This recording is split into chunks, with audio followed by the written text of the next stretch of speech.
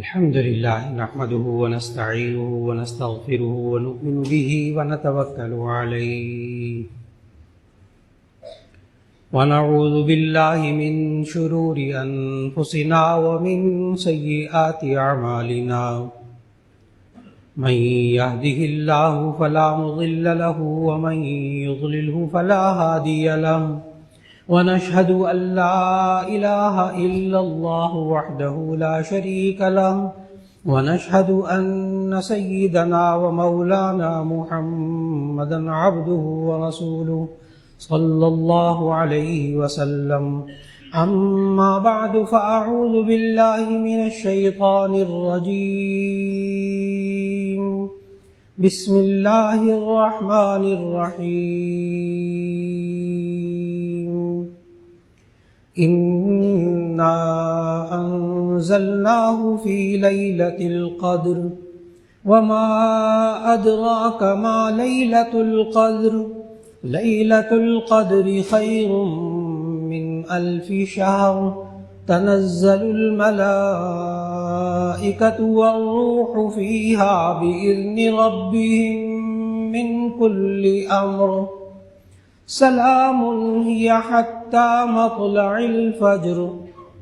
وقال تبارك وتعالى: وإذا سألك عبادي عني فإني قريب أجيب دعوة الداع إذا دعان فليستجيبوا لي وليؤمنوا بي لعلهم يرشدون. صدق اللہ العظیم.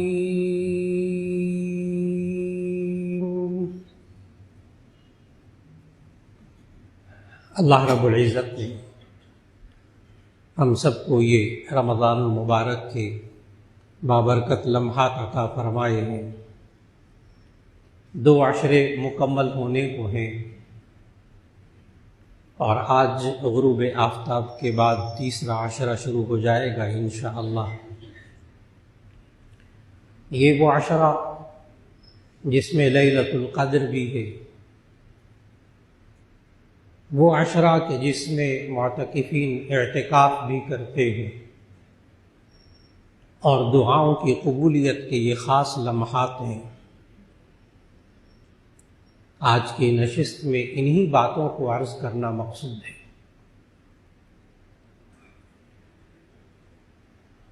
شب قدر کی اہمیت،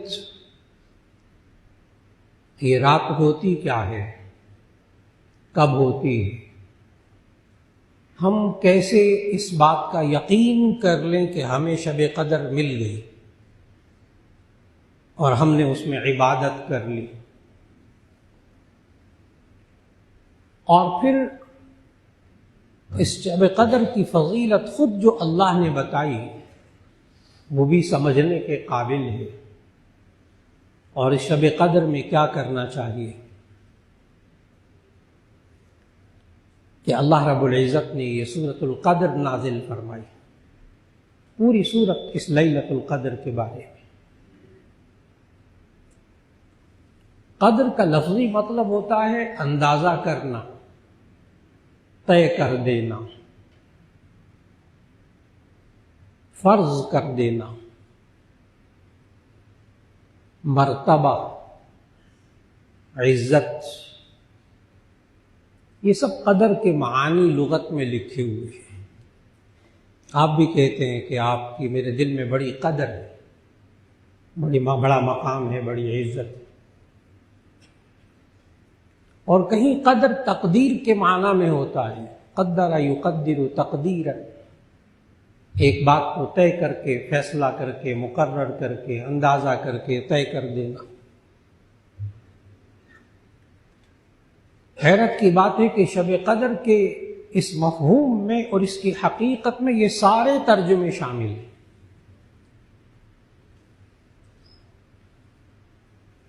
یہ رات مرتبے والی بھی ہے. اس رات میں اللہ امور طے بھی فرماتا ہے،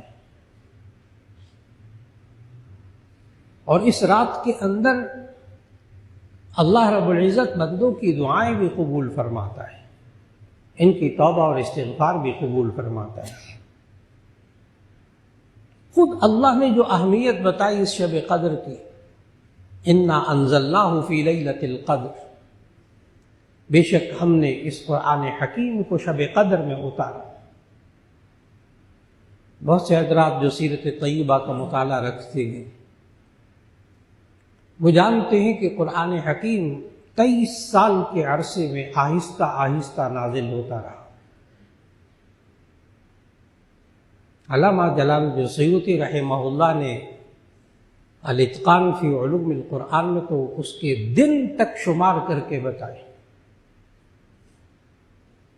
کہ قرآن حکیم 22 سال 2 مہینے 22 دن تک نازل ہوتا رہا۔ 22 سال 2 مہینے 22 دن، جس کو ہم تقریباً 23 سال کہتے ہیں۔ تو قرآن حکیم تو 23 سال میں نازل ہوتا رہا۔ یہ ایک رات میں نازل ہونے کا کیا معنی؟ یہ ایک رات میں اترا یا 23 سال میں اترا؟ اس کا جواب مفسرین نے لکھا احادیث کی روشنی میں کہ اللہ رب العزت نے لوح محفوظ سے آسمان دنیا پہ قرآن حکیم اتارا لیلۃ القدر میں، ایک دم ایک رات میں نازل کی، لوح محفوظ سے آسمان دنیا پہ، اور آسمان دنیا سے پھر 22 سال 2 مہینے 22 دن میں آہستہ آہستہ آخری نبی حضرت محمد مصطفیٰ صلی اللہ علیہ وسلم پر نازل ہوتا رہا۔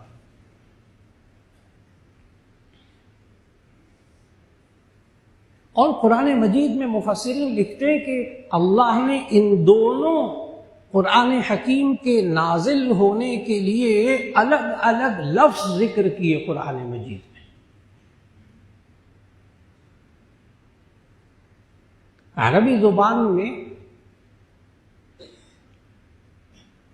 ہر باب کا ایک خاصہ ہوتا ہے، کچھ خواص ہوتے ہیں جس کو ہمارے علماء خاصیات ابواب کہتے ہیں۔ ایک باب ہے نازلہ، اس کا معنی اترنا، نازل ہونا۔ ایک ہے انزل ینزل انزالا، باب افعال، اتارنا۔ اور اس میں دفعتاً، ایک دم اتارنے کا معنی ہوتا ہے۔ انزل ایک دم اتارا، اور اگر اسی کو باب تفعیل سے لے کر آئیں، نزل ینزل تنزیلا، تو اس کا معنی ہوتا ہے آہستہ آہستہ اتارنا کسی چیز کو۔ انزل کا معنی اس نے ایک دم اتارا، اور نزل کا معنی اس نے آہستہ آہستہ اتارا۔ آپ کو حیرت ہوگی کہ جہاں اللہ نے ذکر کیا کہ میں نے ایک رات میں اتارا، وہاں اللہ نے کہا انا انزلناہ فی لیلۃ القدر۔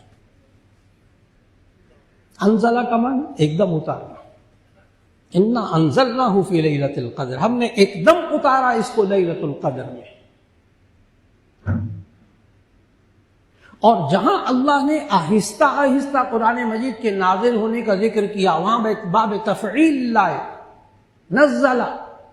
آیت آپ حضرات کے ذہنوں میں، انا نحن نزلنا الذکر وانا لہ لحافظون، انا نحن نزلنا الذکر، بے شک ہم نے آہستہ آہستہ قرآن حکیم کو آپ پر اتارا، اور بے شک ہم ہی اس کی حفاظت کرنے والے ہیں۔ وہاں جہاں آہستہ آہستہ کے لیے وہاں نزل، اور جہاں ایک دم اتارا وہاں انزل، انا انزلناہ فی لیلۃ القدر۔ تو شب قدر کی ایک فضیلت یہ معلوم ہوئی کہ انا انزلناہ فی لیلۃ القدر، کہ ہم نے ایک رات کے اندر اس قرآن حکیم کو لوح محفوظ سے آسمان دنیا پہ نازل کیا۔ ایک فضیلت تو یہ خود اللہ نے بتائی۔ وما ادراک ما لیلۃ القدر، اور آپ کو کیا معلوم کہ شب قدر کیا ہے؟ لیلۃ القدر خیر من الف شہر، یہ شب قدر 1000 مہینوں سے بہتر ہے۔ خیر من الف شہر، 1000 مہینوں سے بہتر ہے۔ اس کو خیر من الف شہر کو سمجھنے کے لیے شب قدر کی جو فضیلت کے ساتھ ساتھ جو حدیث میں شان نزول اس کا بیان ہوا کہ کس واقعے کے بعد یہ صورت نازل ہوئی، تو اس سے یہ خیر من الف شہر بہت اچھی طرح سمجھ میں آتا ہے۔ احادیث میں موجود کہ نبی صلی اللہ علیہ وسلم ایک دفعہ صحابہ کرام رضوان اللہ علیہ مجمعین کے سامنے گزشتہ امتوں کی لمبی لمبی عمریں بیان فرما رہے تھے کہ وہ لوگ 1000 سال کی عمر ہوتی تھی ایک بندے کی،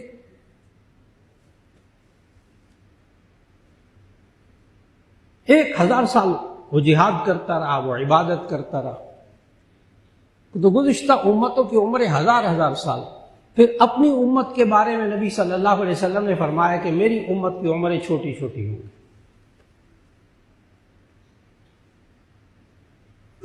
بعض حضرات اس پر پوچھتے ہیں کہ یہ جو 1000 سال، کیونکہ ہمارے دن میں 100 سال گزارنا بھی تو مشکل ہے نا، تو 1000 سال سمجھ میں نہیں آتا، تو بعض حضرات پوچھتے ہیں کہ کیا یہ 1000 سال والی روایت درست ہے کہ ایک بندے کی عمر 1000 سال ہوتی تھی پہلے؟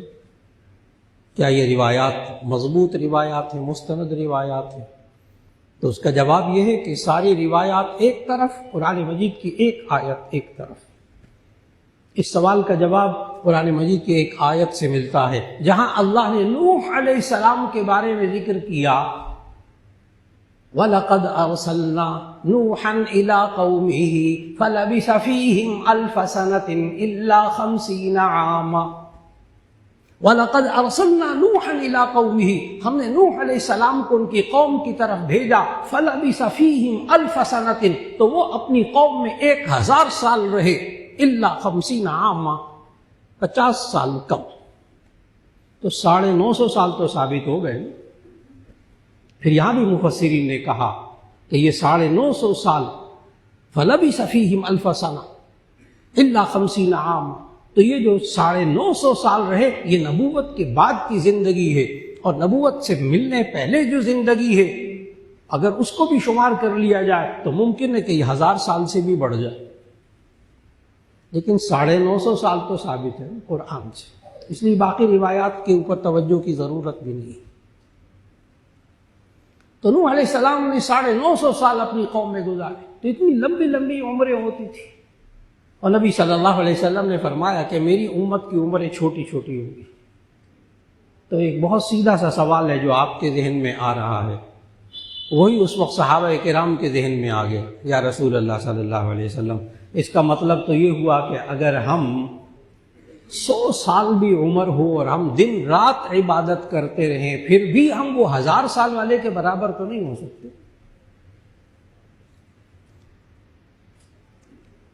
اگلا جملہ صحابہ نے نہیں بولا، لیکن آج کے معاشرے کے ذہن میں آتی ہے وہ بات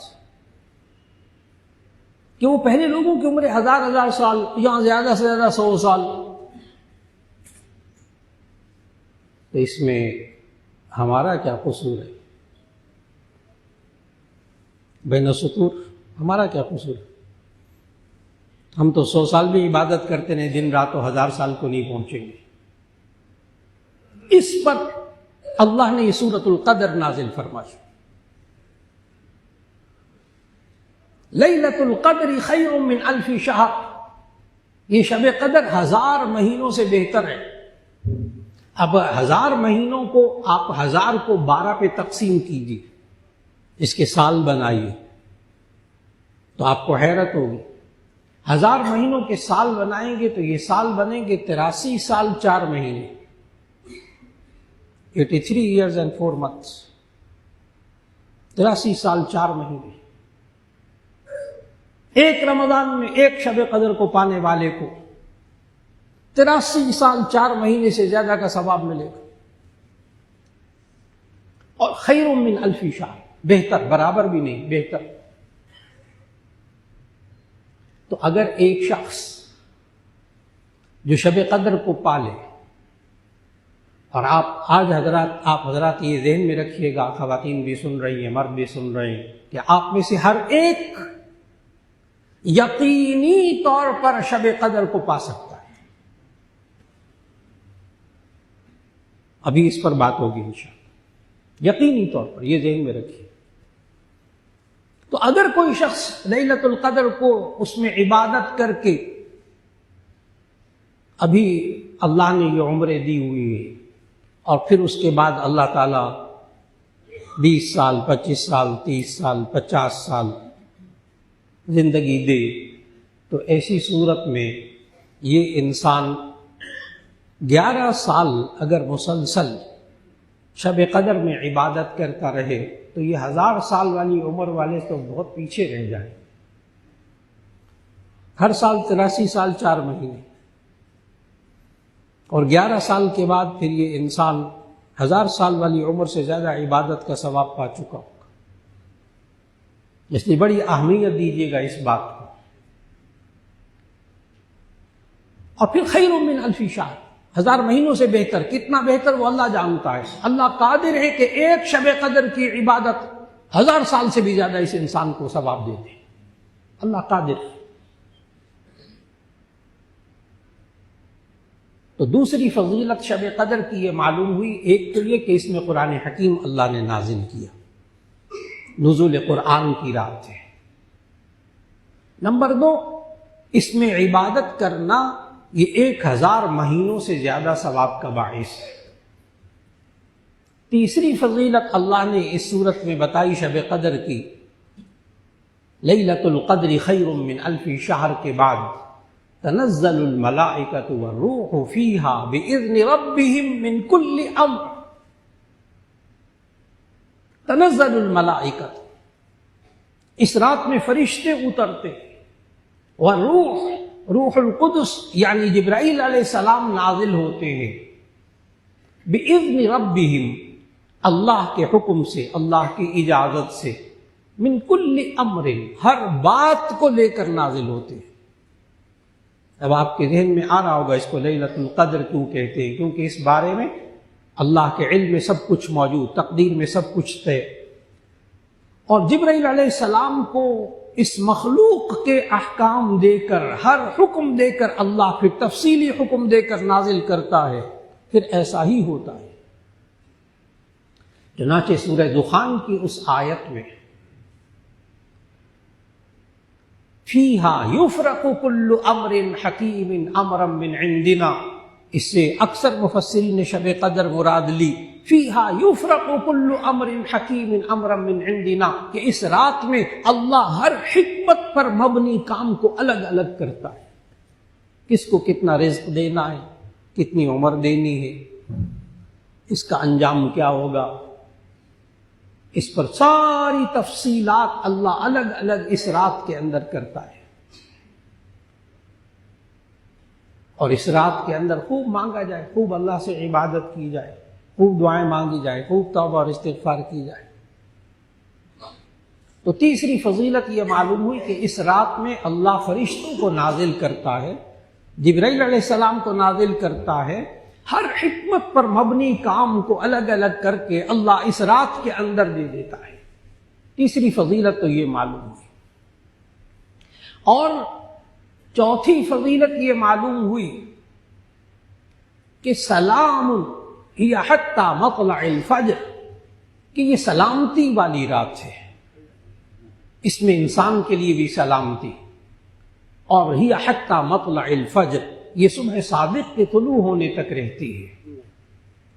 یہاں یہ عرض کرتا چلوں، اس آیت پہ، اس لفظ پہ توجہ دیجیے گا، ہی حتی مطلع الفجر، یہ رات لیلۃ القدر یہ صبح صادق ہونے تک رہتی ہے، جب سحری کا وقت ختم ہوتا ہے، سحری کا اذان، فجر کی اذان ہوتی ہے، اس وقت تک یہ شب قدر کا وقت رہتا ہے۔ اور شروع کہاں سے ہوتا ہے اس کو ذہن میں رکھیے گا، یہ آج کل بہت سے ذہنوں میں نہیں ہے، اس لیے کہ یہ طاق راتیں ہوتی ہیں، ان میں مغرب کی نماز بھی پڑھی، کھانا وانا کھایا، اس کے بعد رات کو عشاء کی نماز پڑھی، پھر تراویح پڑھی، وتر پڑھے، فارغ ہو گئے، تو کہتے ہیں کہ اب ہم نے شب قدر کی عبادت کرنی ہے، آج طاق رات ہے۔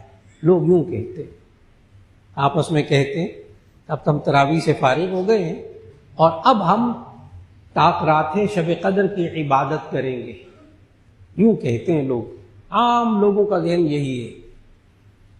لیکن آپ کی توجہ ایک بات کی طرف دلانا چاہوں گا کہ آپ نے یہ سمجھنا ہے کہ رات قرآن حکیم کے نقطہ نظر سے اس خالق کے نزدیک رات کب شروع ہوتی ہے؟ تو رات شروع ہوتی ہے سورج کے غروب ہونے کے بعد. جب اللہ نے قرآن میں کہا نا روزوں کے بارے میں وَكُلُوا وَاشْرَبُوا حَتَّى يَتَبَيَّنَ لَكُمُ الْخَيْطُ الْأَبْيَضُ مِنَ الْخَيْطِ الْأَسْوَدِ مِنَ الْفَجْرِ ثُمَّ أَتِمُّوا الصِّيَامَ إِلَى اللَّيْلِ، پھر تم روزوں کو پورا کرو رات تک. تو آپ کہاں تک روزوں کو پورا کرتے ہیں؟ غروب آفتاب تک. تو ثم اتم الصیام الی اللیل سے فوراً آپ نے سمجھ لیا کہ رات شروع ہوتی ہے سورج غروب ہونے کے بعد. اب اطلاعاً عرض ہے کہ جب یہ طاق راتوں میں مغرب کی نماز پڑھے گا تو اس نے شب قدر میں عبادت کی ہے. جب یہ نوافل پڑھے گا، مغرب کی سنتیں پڑھے گا، اوابین پڑھے گا، تو یہ شب قدر میں عبادت کر رہا ہے. جب یہ رات کو طاق راتوں میں جب یہ فرض عشاء کے پڑھے گا تو یہ عبادت کر رہا ہے. جب تراویح پڑھے گا تو شب قدر کی عبادت ہو رہی ہے. وتر پڑھے گا عبادت ہو رہی ہے. بڑی توجہ سے انسان، عام معاشرے کے انسان ان باتوں کو شب قدر کی عبادتیں نہیں سمجھتے، کہتے اب کرنے لگے ہیں شب قدر کی عبادت وتروں کے بعد. جی ضرور کیجیے، ضرور کیجیے، اللہ توفیق دے. اور اب تو چند گھنٹے کی بات ہوتی ہے، چند گھنٹے کی بات. 10 تو ویسے ہی تراویح ادا کرتے کرتے بچ جاتے. 3 ساڑھے 3 بجے پھر سحری کے لیے اٹھنا ہوتا ہے. تو باقی یہ چند گھنٹے بچے ہیں تو اللہ توفیق دے ہر ایک کو. تو خواتین و حضرات سب کے سب ان طاق راتوں میں تھوڑا سا اور جاگنے کی کوشش کر لیں. نیند دن کے وقت میں پوری کر لیجئے تو ساری رات عبادت کا ثواب مل جائے گا. آج کل تو بہت آسان ہے ماشاءاللہ. اور پھر اس شب قدر میں عبادت کے لیے ایک بہترین طریقہ خواتین اور مردوں کے لیے، اور وہ ہے اعتکاف. اعتکاف ایک ایسی عبادت ہے جو حضرت ابراہیم علیہ السلام سے چلی آ رہی ہے.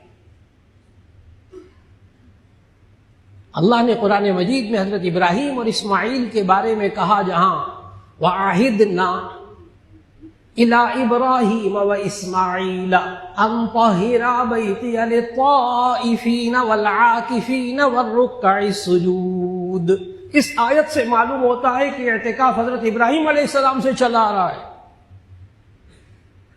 ترجمہ کرنے لگا ہوں. وَعَهِدْنَا إِلَىٰ إِبْرَاهِيمَ وَإِسْمَاعِيلَ، ہم نے ابراہیم اور اسماعیل سے یہ وعدہ لیا، أَن طَهِّرَا بَيْتِيَ، کہ وہ میرے بیت اللہ کو پاک کریں. أَن طَهِّرَا بَيْتِيَ، کہ میرے بیت اللہ کو پاک کریں. أَن طَهِّرَا بَيْتِيَ لِلطَّائِفِينَ، طواف کرنے والوں کے لیے، والعاکفین، اور اعتکاف کرنے والوں کے لیے، ورکع السجود، اور نماز ادا کرنے والوں کے لیے. معلوم ہوا یہ اعتکاف دین ابراہیمی میں موجود تھا. معلوم ہوا گزشتہ مذاہب میں بھی اعتکاف موجود، آسمانی مذاہب میں، انبیاء کے طریقوں میں موجود اعتکاف. اس کو معمولی نہ سمجھیے. لفظ اعتکاف کو سمجھنا بڑا ضروری ہے. پھر اس سے سمجھ میں آئے گا ہوتا کیا ہے. لفظ اعتکاف کا لفظی مطلب ہے، باب افتعال کا مصدر ہے. اس کا معنی ہے رکنا، روکنا. یہ انسان اپنے آپ کو مسجد میں روک کر بیٹھ جاتا ہے. خواتین گھروں میں اعتکاف کرتی ہیں تو گھر میں ایک کونے میں اپنے آپ کو یہ کمرے میں روک کر بیٹھ جاتی ہیں، اس لیے اس کو اعتکاف کہتے ہیں. اپنے آپ کو روک لینا. اور حضرت عبداللہ ابن عباس رضی اللہ تعالیٰ عنہ نے تو اعتکاف کی وجہ تسمیہ، کہ اعتکاف کو اعتکاف کیوں کہتے ہیں، بڑی گہری وجہ بتائیے. حضرت عبداللہ ابن عباس رضی اللہ تعالیٰ عنہ فرماتے ہیں اعتکاف کو اعتکاف اس لیے کہتے ہیں کہ ہوا یعتکف عن الذنوب، کہ یہ انسان کو گناہوں سے روک لیتا. یہ اعتکاف انسان کو گناہوں سے روک لیتا. ماشاءاللہ یہاں سینکڑوں جامع شفیعہ میں، مسجد حسن میں یہاں سینکڑوں لوگ ماشاءاللہ اعتکاف میں بیٹھتے، اور مساجد میں بھی بیٹھ رہے، خواتین گھروں میں اعتکاف میں بیٹھ رہی۔ تو یہ مرد حضرات جو گھروں میں خواتین موجود اعتکاف میں، مرد مسجدوں میں اعتکاف کر رہے، تو ایسی صورت میں ان دنوں میں 10 دن میں یہ گناہوں سے رکے رہتے، بے شمار گناہوں سے رکے رہتے۔ اس لیے اس کو اعتکاف کہتے ہیں، اور یہ اعتکاف سنت مؤکدہ علی الکفایہ ہے، یعنی اس علاقے میں کوئی بھی مسجد میں نہ بیٹھے تو سارے گناہگار ہوتے ہیں سنت کو چھوڑنے پر، لیکن باقی افراد اگر ایک بندہ بھی مسجد میں بیٹھ جائے اعتکاف میں، باقی کی طرف سے یہ کفایہ ہو جاتا ہے، کافی ہو جاتا ہے۔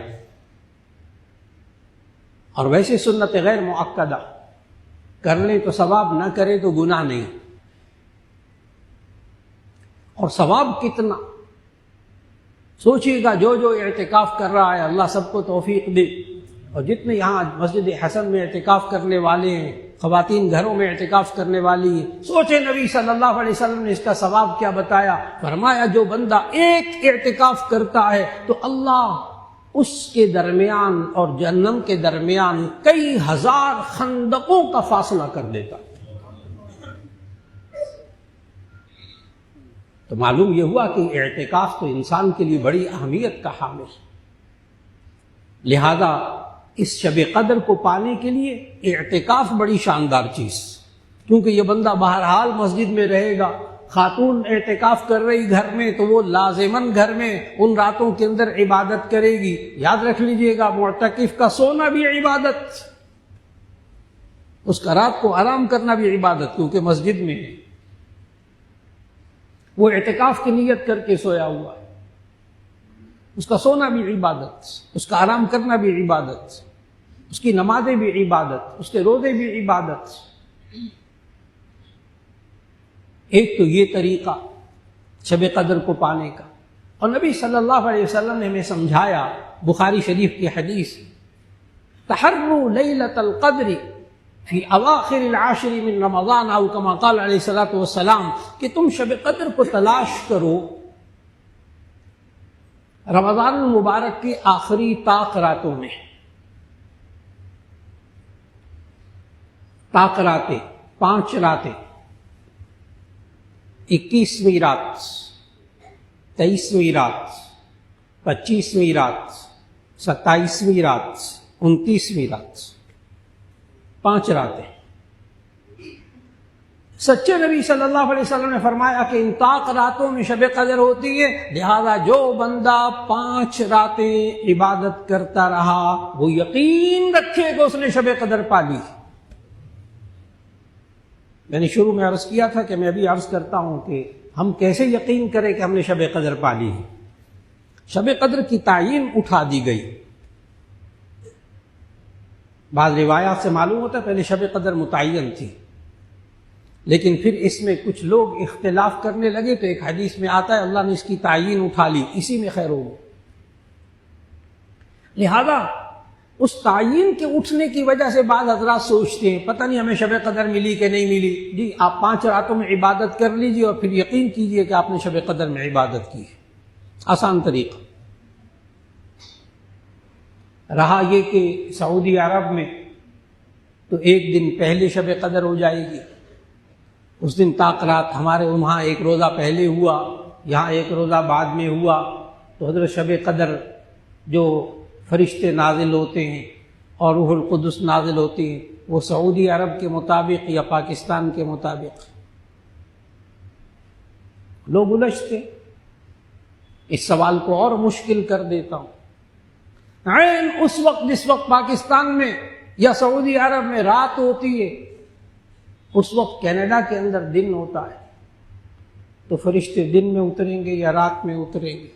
یہ انسان بہت الجھ رہا۔ سعودی عرب والی رات مراد ہوگی، پاکستان والی رات مراد ہوگی۔ میں نے کہا رات تو بڑی دور کی بات ہے، کینیڈا میں اس وقت دن ہوتا ہے، اب ان کی شب قدر کب ہوگی؟ یہ انسان بڑا سوچ رہا، بڑا الجھ رہا، لیکن اس انسان نے اپنی عقل سے پلاسٹک اور لوہے کا ایک ڈبہ بنایا ہے، اور پلاسٹک اور لوہے کی ڈبیاں چھوٹی چھوٹی جیب میں بھی رکھی ہوئی ہیں۔ ناراض نہ ہو کہ آپ کے 10 لاکھ کے موبائل کو، 5 لاکھ کے موبائل کو، کئی لاکھ کے لیپ ٹاپ کو میں پلاسٹک اور لوہے کا ڈبہ کہہ رہا ہوں۔ اب تو یہ نوجوان بیٹھے ہوئے اتنے سارے ماشاءاللہ، سارے کمپیوٹر کے دور کے پیداوار ہیں اور بہت اچھی طرح کمپیوٹر میں مہارت رکھتے ہیں۔ میری بات فوراً سمجھ جائیں گے، اس مختصر سے اشارہ کروں گا، یہ نوجوان سمجھ جائیں گے۔ ایک سادہ سی ایپ ہے،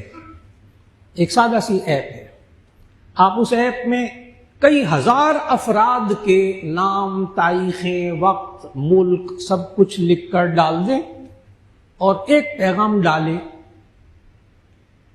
کہ ان افراد میں سے جس کی جس وقت برتھ ڈے آئے تو میری طرف سے یہ مبارکباد۔ برتھ ڈے جائز ہے ناجائز ہے وہ ایک الگ بحث ہے، میں اس وقت جو بات عرض کر رہا ہوں اس پر توجہ دیجیے گا کہ فلاں بندے، ہزاروں بندوں کے بارے میں وہ برتھ ڈے فکس کر دیجئے، وہ جس ملک میں ہوگا، جس جگہ ہوگا، جس وقت اس کا وقت آئے گا، آپ کا مبارکباد کا پیغام وہاں ڈیلیور ہو جائے گا۔ آسان سی ایپ بتا رہا ہوں، سب کو معلوم۔ تو میرے عزیزان محترم، انسان نے اپنی عقل سے ایک ایسا پلاسٹک اور لوہے کا ڈبہ اور ڈبیاں بنا کر اپنے جیب میں رکھی ہوئی ہیں کہ جہاں اس ایپ کو ڈال کر وہ ہزاروں لاکھوں انسانوں کے جہاں جو پیغام دینا ہو اس وقت مقررہ میں وہ پیغام پہنچا سکتا ہے۔ وہ جو کائنات کا خالق ہے نا، وہ سعودی عرب میں کیسے لیلۃ القدر میں پیغام پہنچائے گا اور پاکستان میں کیسے پہنچائے گا اور کینیڈا میں تو دن ہوتا ہے، مولانا ہمیں سمجھ میں نہیں آتا۔ کیا عجیب سی بات نہیں ہے کہ اس انسان نے اپنی عقل سے تو ایسی مشینیں بنا لی کہ جس رات میں چاہے اس رات میں وہ پیغام ڈیلیور کر دے، لیکن جو اس دماغ کا خالق اللہ ہے وہ کیسے کرے گا سمجھ میں نہیں آ رہا۔ مولانا ذرا ہمیں سمجھا دیں اچھی طرح۔ انا للہ و انا الیہ راجعون۔ اس کے لیے مصیبت اصل میں پتہ کیا ہے؟ مصیبت یہ ہے کہ آج مسلمانوں کا یہ مزاج بن گیا، عام مسلمانوں کا، خواص کا نہیں، ان کا ایمان بہت پختہ، عام مسلمانوں کا یہ مزاج بن گیا کہ اللہ نے کہا میں یہ کروں گا، میں شب قدر میں یوں فرشتے نازل کروں گا۔ یہ انسان جب اللہ کہتا نا میں یہ کروں گا تو انسان سوچتا اللہ کیسے کرے گا۔ ہم بہت فکر مند ہوتے ہیں ان باتوں کے بارے میں جو اللہ نے کہا میں کروں گا، ہم سوچتے رہتے اللہ کیسے کرے گا۔ یہ تو بڑا مشکل کام ہے۔ اللہ نے کہا وَمَا مِن دَابَّةٍ فِي الْأَرْضِ إِلَّا عَلَى اللَّهِ رِزْقُهَا، زمین پر چلنے والا ہر جاندار، ہر انسان، ہر جانور، اس کا رزق میرے ذمے۔ یہ کہتا ہے میں کیوں اتنے بچے پیدا کروں، کھلاؤں گا کہاں سے؟ شادی نہیں کرتے، کہتے کھلائیں گے کہاں سے بیوی؟ اللہ کے بندے، رزق آپ کے ذمے نہیں ہے۔ وہ تو 12ویں پارے کی پہلی آیت میں اللہ نے کہا رزق میرے ذمے۔ یہ بندہ سوچتا ہے میں کیسے کھلاؤں گا، بیکار بات ہے۔ رزق دینا تو اس کے ذمے نہیں، اس کے ذمے تو شادی کرنا ہے۔ بچوں کو رزق دینا اللہ نے اس کے ذمے تو نہیں لگایا، بچوں کو رزق دینا تو اللہ نے اپنے ذمے لگایا۔ اس کا کام تو یہ ہے کہ بچے پیدا کرے، اولاد پیدا کرے۔ وَمَا مِن دَابَّةٍ فِي الْأَرْضِ إِلَّا عَلَى اللَّهِ رِزْقُهَا، رزق اللہ کے ذمے ہے۔ یہ انسان اپنے رزق کے بارے میں بہت فکر مند ہے۔ اللہ کہتا ہے کماؤ لیکن حلال کماؤ، یہ حلال کمانے کی فکر نہیں کرتا، کہتا ہے میں کھلاؤں گا کہاں سے۔ بالکل اسی طرح اللہ کہتا ہے میں ان طاق راتوں کے اندر میں فرشتے نازل کرتا ہوں، روح القدس نازل کرتا ہوں، فلاں کرتا ہوں۔ اب ہمیں ایمان رکھنا چاہیے کہ جہاں جہاں دنیا میں طاق رات ہوگی وہاں اللہ فرشتے نازل کر کے چھوڑے گا۔ ہر علاقے کے لیے اپنی اپنی لیلۃ القدر، اور اللہ قادر ہے جس انسان کے لیے جس ملک میں جہاں لیلۃ القدر طاق رات ہوگی اللہ وہاں فرشتے بھی نازل کرے گا، سلامتی بھی نازل کرے گا، وہاں دعائیں بھی قبول کرے گا انشاءاللہ۔ ہمارا کام جو ہمارے ذمے ہے اس کے بارے میں سوچئے گا۔ یہ عادت چھوڑ دے لوگ کہ جو اللہ نے اپنے ذمے کام لیے ہیں سوچتے ہیں اللہ کیسے کرے گا۔ بس اس کے لیے ایک آیت پڑھ لیا کیجیے، ایک آیت۔ جب بھی الجھن ہو ان مسائل کے اندر جو بھی میں نے ذکر کیے ہیں، یہ کام اللہ کیسے کرے گا، یہ کام اللہ کیسے کرے گا، تو وہاں ایک آیت پڑھ لیا کیجیے آسان سی، انشاءاللہ شفا ہوگی۔ ان اللہ علی کل شیء قدیر، ان اللہ علی کل شیء قدیر، بے شک اللہ ہر چیز پر قدرت والا ہے۔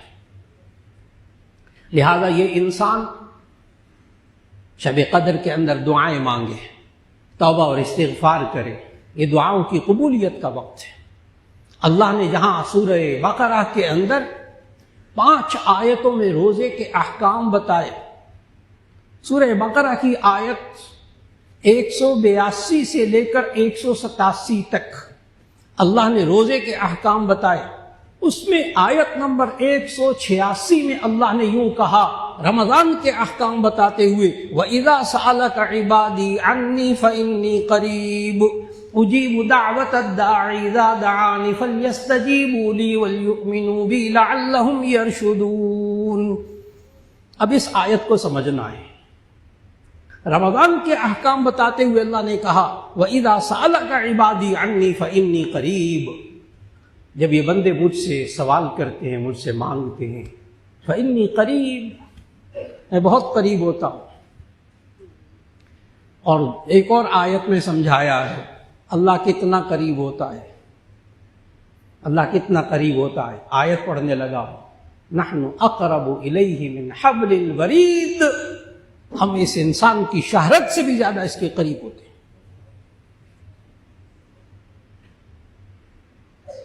اللہ اتنے قریب آ جاتا ہے۔ وَإِذَا سَأَلَكَ عِبَادِي عَنِّي فَإِنِّي قَرِيبٌ أُجِيبُ دَعْوَةَ الدَّاعِ إِذَا دَعَانِ، میں دعا مانگنے والے کی دعا کو قبول کرتا ہوں جب وہ مجھ سے دعا مانگتا ہے۔ فَلْيَسْتَجِيبُوا لِي، تو مجھ سے مانگو، وَلْيُؤْمِنُوا بِي، میرے اوپر ایمان تو رکھو، لَعَلَّهُمْ يَرْشُدُونَ، تاکہ یہ ہدایت پا جائے۔ معلوم ہوا جو شخص اللہ سے مانگتا ہے، خوب مانگتا ہے، وہ ہدایت پر رہتا ہے۔ جو اللہ سے مانگنا چھوڑ دیتا ہے وہ ہدایت پر نہیں ہوتا۔ اللہ سے مانگنے کی عادت بنائیے، اللہ ضرور دعائیں قبول کرے گا۔ کبھی زبان پر یہ نہ لائیں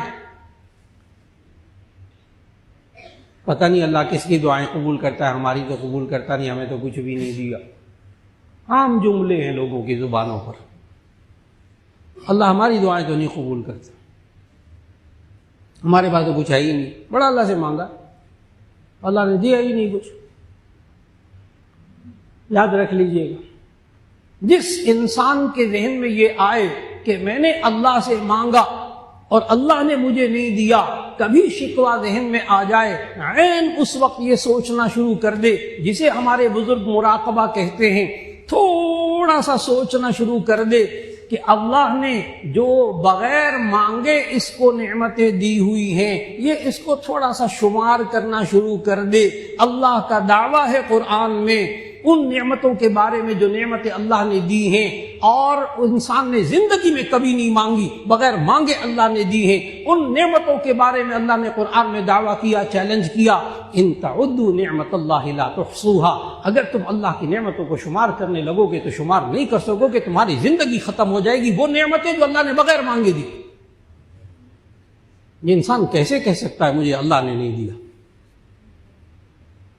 اس انسان نے زندگی میں کتنی مرتبہ ناک مانگی تھی سانس لینے کے لیے، کوئی ایک ہاتھ کھڑا کر کے کہہ دے میں نے اپنی زندگی میں مانگی تھی، سوال ہی پیدا نہیں ہوتا۔ اس کو تو مانگنے کو اس وقت ہوش بھی نہیں تھا جب اللہ نے ناک دے دی تھی۔ یہ آنکھیں کب مانگی اللہ سے؟ وہ الگ بات ہے کہ آنکھیں خراب ہو تو پھر مانگتا ہے۔ یہ دانت کب مانگے اللہ سے؟ یہ پھیپھڑے کب مانگے؟ یہ گردے کب مانگے؟ ایک دفعہ نہیں مانگو تو جب خراب ہوتے پھر دعائیں مانگتے ہیں۔ میں نے تو ابھی چند اعضاء بتائے، میرے شیخ حضرت مولانا فضل الرحیم صاحب کا یہ بار بار بیان میں نے سنا۔ حضرت تو یہاں تک آ جاتے تھے، بیان میں کہتے تھے یہ آپ کا چہرہ ایک بالشت کا چہرہ، ایک بالشت کا چہرہ۔ حضرت فرماتے تھے اس چہرے کے اندر جتنی نعمتیں اللہ نے دی ہے، زندگی ختم ہو جائے گی، آپ اس کو شمار بھی نہیں کر سکیں گے، صرف ایک چہرے کے اندر۔ حقیقت بتاؤں کہ بہت بڑے پاکستان کے آئی سرجن، آنکھوں کے سرجن، لوگوں کے سامنے تو ایسی باتیں نہیں کرتے نا، کھل کر بولے کہنے لگے مولانا آئی سرجن، ٹاپ کا آئی سرجن ہے اس وقت آنکھوں کا، کہنے لگے مولانا ابھی تک سائنس اس ایک آنکھ کے ڈیلے کے اندر اللہ نے کتنی نعمتیں رکھی ہیں، کیا دنیا رکھی ہے، ابھی ہماری سائنس مکمل واقف نہیں ہو سکی۔ سرجن کہہ رہا ہے، یہ کسی آئی سرجن سے یہ جملہ پوچھ کے دیکھیں کہ آپ آنکھ کے ایک ڈیلے کے اندر جو اللہ نے نعمتیں رکھی ہیں کیا آپ اس سے واقف ہو چکے ہیں؟ سائنس اس سے واقف ہو چکی ہے؟ وہ کہے گا نہیں۔ اتنی نعمتیں اللہ نے بغیر مانگے دی، اس لیے کبھی نہیں کہنا چاہیے کہ میری دعائیں قبول نہیں ہوتی۔ نبی صلی اللہ علیہ وسلم نے یہ جملہ کہنے سے منع فرمایا۔ نبی صلی اللہ علیہ وسلم نے فرمایا صحابہ سے کہ بہت سے لوگ جلد بازی میں اپنی دعاؤں کو ضائع کر دیتے ہیں۔ تو صحابہ نے کہا جلد بازی کیا؟ نبی صلی اللہ علیہ وسلم نے فرمایا بہت سے لوگ دعائیں مانگتے ہیں اور پھر فوراً کہنے لگتے ہیں ہماری دعائیں قبول نہیں ہوتی۔ تو معلوم ہوا یہ ہماری دعائیں قبول نہیں ہوتی یہ نہیں کہنا چاہیے، اس سے دعائیں ضائع ہو جاتی ہیں، نبی صلی اللہ علیہ وسلم نے سمجھایا۔ لیکن آپ بھی تو الجھیں گے نا اس بات پر کہ ایک طرف دعائیں قبول نہیں ہوتی اور دوسری طرف یہ بھی پابندی ہے کہ یہ بھی نہ کہا جائے کہ ہماری دعائیں قبول نہیں ہوتی۔ یہ بڑی الجھن ہو رہی ہے سننے والوں کو کہ ایک طرف دعائیں قبول نہیں ہوتی اور دوسری طرف یہ بھی پابندی ہے کہ یہ نہ کہیں کہ دعائیں قبول نہیں ہوتی۔ یہ عجیب سی بات ہے۔ یہ عجیب سی بات اس لیے ذہن میں آتی ہے کہ دعاؤں کی قبولیت کی قرآن و سنت کی روشنی میں 4 صورتیں ہیں، وہ چاروں صورتیں ضرور ذہن میں رکھیے گا۔ دعاؤں کے قبول ہونے میں صرف ایک چیز رکاوٹ ہے بس، پوری احادیث پوری آیات قرآن مجید کی ذخیرہ حدیث کا مطالعہ کریں، ایک رکاوٹ ہے دعا کے قبول ہونے میں کہ نبی صلی اللہ علیہ وسلم نے سمجھایا کہ ایک بندہ مقدس مقام پہ دور دراز سفر کر کے جاتا ہے، وَيَمُدُّ يَدَيْهِ اپنے ہاتھ اٹھاتا ہے، وَيَقُولُ يَا رَبِّ يَا رَبِّ اور اے میرے رب کہہ کر وہ پکارتا ہے، اشعث وَاغْبَرَ بال بکھرے ہوئے ہیں، غبار آلودہ، اتنا دور سفر کر کے مقدس مقام پہ جاتا ہے اور اے میرے رب کہہ کے پکارتا ہے، لیکن وَمَلْبَسُهُ حَرَامٌ وَمَشْرَبُهُ حَرَامٌ وَغُذِّيهِ بِالْحَرَامِ فَأَنَّىٰ يُسْتَجَابُ ذَلِكَ لیکن اس کا کھانا حرام، اس کا لباس حرام کا مال کا، اس کی غذا حرام مال کی۔ نبی صلی اللہ علیہ وسلم نے فرمایا فَأَنَّىٰ يُسْتَجَابُ ذَلِكَ اس مقدس مقام میں بھی اس کی دعا کیسے قبول ہوگی؟ معلوم ہوا دعا کے قبول ہونے میں ایک رکاوٹ ہے بس، اور وہ ہے حرام مال۔ اس لیے بھرپور کوشش ہو انسان حلال مال کھائے اور پھر اللہ سے مانگے، اللہ دعائیں قبول کرتا ہے۔ اور دعائیں قبول ہونے کی 4 صورتیں ذہن میں رکھیے گا، پھر انشاءاللہ دعاؤں کے بارے میں مایوسی نہیں آئے گی۔ نمبر 1، انسان اللہ سے جو مانگے اللہ وہی دے دے، عام طور پر اسے کہتے ہیں دعا کا قبول ہونا، بس باقی 3 صورتیں ذہن میں نہیں ہوتی عوام کے۔ نمبر 1، اللہ سے جو مانگا جائے وہی اللہ دے دے، بالکل یہ دعا کی قبولیت کی نمبر 1 صورت۔ نمبر 2، اللہ سے جو چیز مانگی جائے اللہ وہ چیز نہ دے، نعم البدل دے دے۔ اللہ کا یہ بھی نظام ہے، بندہ ایک مانگتا ہے میرا فلاں جگہ رشتہ ہو جائے، فلاں پلاٹ مجھے ملے، فلاں کاروبار مل جائے، فلاں یہ ہو جائے، مانگتا ہے نہیں ملتا، اللہ کو پتہ ہے یہ اس کے لیے اچھا نہیں ہے، اللہ اس کو نعم البدل دے دیتا ہے۔ کئی دفعہ ایسا ہوتا ہے، بہن کے ہاں سے رشتہ مانگتے ہیں، بھائی کے ہاں سے رشتہ مانگتے ہیں، بیٹے بیٹیوں کا اپنے دوستوں سے مانگتے نہیں دیتے تو قطع تعلق کر لیتے ہیں، ایک رشتہ مانگا تھا وہ بھی نہیں دیا، آئندہ مل رہی نہیں کہ گھر ہی نہیں جانا۔ اللہ کے بندے، رشتہ کہیں اور ہو جاتا ہے، پھر شادی کہیں اور ہو جاتی، کچھ عرصے کے بعد کوئی باتیں سامنے آتی ہیں، پتہ کیا کہتے ہیں؟ شکر ہے جی بس اللہ نے ہمیں بچا لیا، ہمارا رشتہ نہیں ہوا۔ اب اس کو سمجھ میں آیا اللہ نے نعم البدل کیوں دیا تھا۔ ایک پلاٹ کے بارے میں، گھر کے بارے میں پیچھے بھاگتا ہے، او مانگتا ہے اللہ سے، اللہ وہ نہیں دیتا، کوئی اور پلاٹ دے دیتا ہے، کہتا ہے بس وہ اللہ سے وہ مانگا تو وہ نہیں، وہ کارنر کا پلاٹ تھا بڑا شاندار قسم کا، لیکن دوسرا پلاٹ اللہ دے دیتا ہے۔ پھر کچھ عرصے کے بعد معلوم ہوتا ہے کہ اس کارنر والے پلاٹ میں تو بڑا گھپلا تھا۔ پھر کیا کہتا ہے؟ کہتا ہے شکر ہے اللہ نے میرا پیسہ بچا لیا، وہ تو سارا پیسہ ضائع ہو جاتا۔ اب اس کو سمجھ میں آیا کہ اللہ نے نعم البدل کیوں دیا۔ جب کوئی دعا مانگے اور وہ دعا پوری نہ ہو تو ایک آیت ذہن میں رکھیے گا، خاص طور پر آج کے نوجوان نسل بچے اور بچیوں کو یہ آیت ضرور سمجھائیے، کیونکہ وہ ایک دم جس کام کے لیے کوشش کرتے ہیں، جہاں وہ شادی کرنا چاہتے ہیں، جو منزل، جو ڈگری، جو عہدہ حاصل کرنا چاہتے ہیں وہ نہیں ملتا تو یہ مایوسی اور ڈپریشن میں چلے جاتے ہیں۔ ان نوجوان بچے اور بچیوں کو ڈپریشن سے، انزائٹی سے اور دوسری ذہنی بیماریوں سے بچانے کے لیے ایک آیت ذہن میں رکھیے، اور جہاں چاہتے ہیں وہاں رشتہ نہ ہو تو پھر بھی ایک آیت ذہن میں رکھیے گا، سورۃ البقرہ کی آیت۔ اللہ نے فلسفہ سمجھایا، میں وہ چیز دینے کے بجائے نعم البدل کیوں دیتا ہوں؟ خالق ہے نا، سب کچھ جانتا ہے۔ آیت ذہن میں رکھیے گا، نوجوان بچے اور بچیوں کو سمجھائیے گا یہ والی آیت، عسیٰ ان تکرہوا شیئا وہو خیر لکم وعسیٰ ان تحبوا شیئا وہو شر لکم واللہ یعلم وانتم لا تعلمون۔ اللہ نے زندگی کا اصول سکھایا، یہ اس آیت پر بندہ ایمان رکھتا ہو کبھی ڈپریس نہیں ہوگا، کبھی انزائٹی میں، بے چینی میں، اضطراب میں مبتلا نہیں ہوگا دعا کے قبول نہ ہونے کی وجہ سے۔ ترجمہ غور سے سنیے گا، عسیٰ ان تکرہوا شیئا وہو خیر لکم، ہو سکتا ہے آپ کسی چیز کو ناپسند سمجھتے ہوں اور وہ آپ کے لیے اس میں خیر ہو، وعسیٰ ان تحبوا شیئا وہو شر لکم، ہو سکتا ہے آپ کسی چیز کو پسند کرتے ہوں اور اس میں آپ کے لیے شر ہو، واللہ یعلم وانتم لا تعلمون، اللہ جانتا ہے آپ نہیں جانتے۔ بندے کو بڑی دیر میں سمجھ میں آتی اللہ نے نعم البدل کیوں دیا تھا۔ دو چیزیں ہو گئی، یا تو اللہ وہی چیز دے دیتا ہے یا نعم البدل دے دیتا ہے، دو ہو گئی۔ نمبر 3، یا اللہ ان دعاؤں کے پورا نہ کرنے کی صورت میں اللہ اس کے گناہوں کو معاف کرتا ہے، یہ بھی حدیث سے ثابت۔ بندے دعائیں مانگتے نہیں پوری ہوتی، اللہ گناہ معاف کرتا ہے۔ 3 صورتیں ہو گئی، اور اگر گناہ اتنے مانگے کہ سارے گناہ معاف ہو گئے، اب کیا ہوتا ہے؟ اب نمبر 4 جو ترمذی کی حدیث سے ثابت، نمبر 4 کہ اگر وہ چیز بھی اللہ نہ دے جو مانگی، اس کا نعم البدل بھی نہ دے، نمبر 3 گناہ بھی سارے معاف ہو گئے، اب اللہ اس کی ہر دعا جو پوری نہیں کی اس کے بدلے میں آخرت میں نیکیاں دے گا۔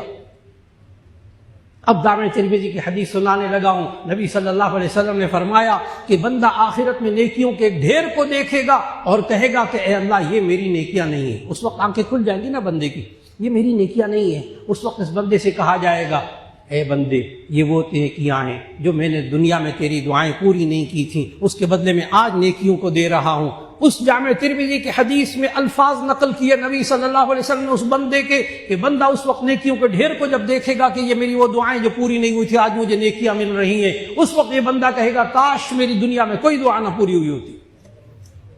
آج جو شکوے کر رہا ہے نا میری دعائیں پوری نہیں ہوتی، اس وقت کہے گا کاش میری دنیا میں کوئی دعا پوری نہ ہوئی ہوتی، کیونکہ اب اس کو نیکیوں کا ریٹ معلوم ہو گیا۔